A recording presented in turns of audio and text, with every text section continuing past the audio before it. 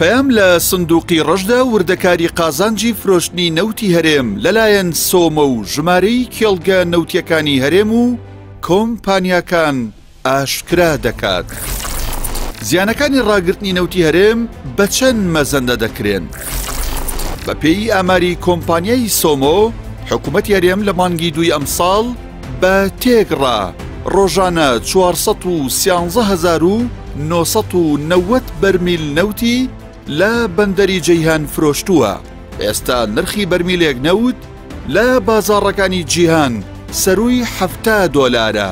پێش ڕاگررتنی هەناردەی نەوت، هەرێم بەرمیلێک نەوتی بە $90 کەمتر لە نرخی برێند فرۆشتووە. بەمەش ڕۆژانە بەهۆی ڕاگررتنی نەوت، حکوومەتی هەرێم زیاتر لە $20 ملیۆن زیانی بەرکەوتووە.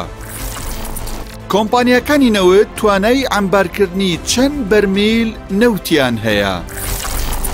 بە پێی زانیاریەکانی پەیام، کۆمپانیاکانی نەوت بۆ ماوەی کەمتر لە هەفتەیەک توانای ئەمبارکردنی 2 ملیۆن بەرمیل نەوتیان هەیە. دواتر دەبێت بەرهەمهێنان لە کێڵگەکانیان ڕابگرن. وەستاندن و وەبەرهێنانیش زیانی زۆر بە کێڵگەکان دەگەیەنێت. لە ئێستاشدا ژمارەیەک لە کۆمپانیا نەوتیەکان بەهۆی پڕبوونی عەمبارەکانیان بەرهەمهێنانیان ڕاگرتووە. کۆمپانیای سۆمۆ دەتوانێت بە چەند دۆلار نەوتی هەرێم بفرۆشێت.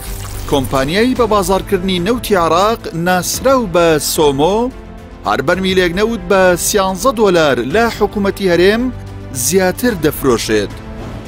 ئەپەی زانیاریەکان، مانگی ڕابردوو سۆمۆ بە تێگڕا بەرمیلێک نەوتی بە $76 فرۆشتووە.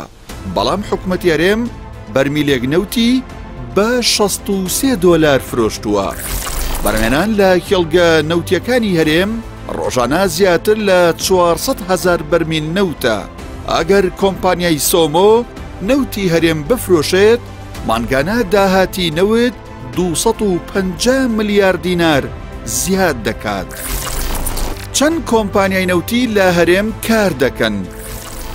بە گوێرەی بەداداچوونی پەیام، 14 کۆمپانیا لە 10 کێڵگەی نەوتی هەرێم کار دەکەن کە پێگاتوون لە DNO نەرویجی لە کێڵگەی تاوکی فیشخاپور، گەنەڵ ئەنەرجی لە کێڵگەی تەقتەق و تاوکی و سەرتە، گاڵف کیستۆنی بەریتانی و MOL هەنگاری لە کێڵگەی شێخان، کۆمپانیای شامارانی کەنەدی و تاقەی ئیماراتی لە کێڵگەی ئەتروژ، کۆمپانیای فۆرزا لە کێڵگەی هەولێر، کارگروپ لە کێڵگەی خوڕمەڵا، گازپرۆمی رووسی و وێستێرن زاگرۆسی کەنەدی لە کێڵگەی گەرمیان، هەروەها کێڵگەی سەرسەنگ لەلایەن کۆمپانیای شامارانی کەنەدی و HKN ئەمریکی بە هاوبەشی بەڕێوە دەبرێت.